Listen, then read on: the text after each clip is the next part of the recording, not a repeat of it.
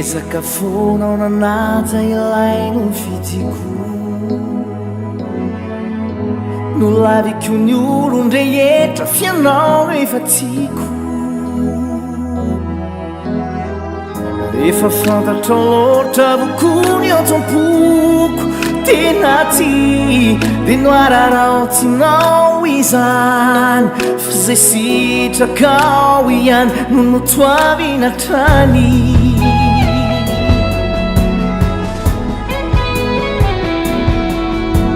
Karo tambitamby fahiny zay tsy voatanisa anankaizy zany ankehitriny fa tono fisisa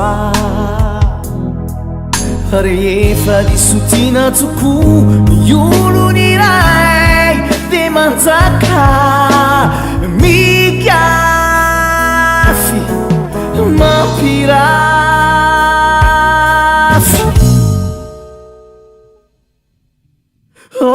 lazao zay tianao fao ataoko ambarao fa izao anie hanokatenao anao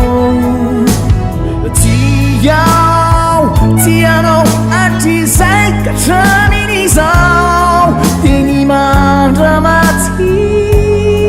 zany novo aty ato anaty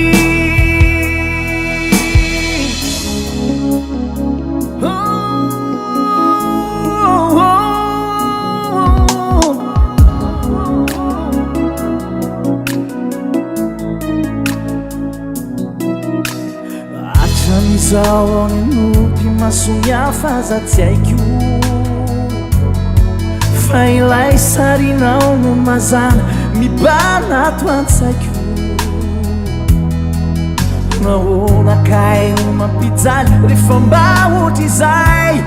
aoka izay raha mbola any ihany lay fititany ampiandohana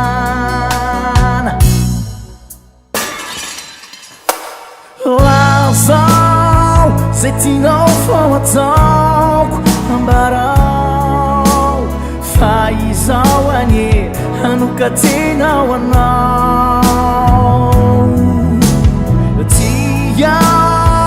tianao atrizay katramin'izao de ny mandramaty zany novo aty ato anaty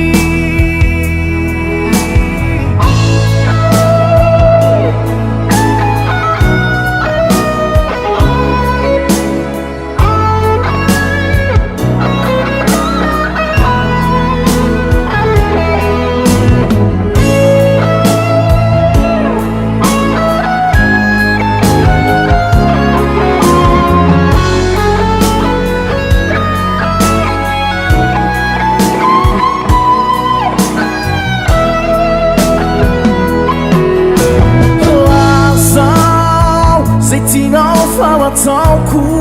ambarao fa izao anie hanokatenao anao tena tianao atrizay katrana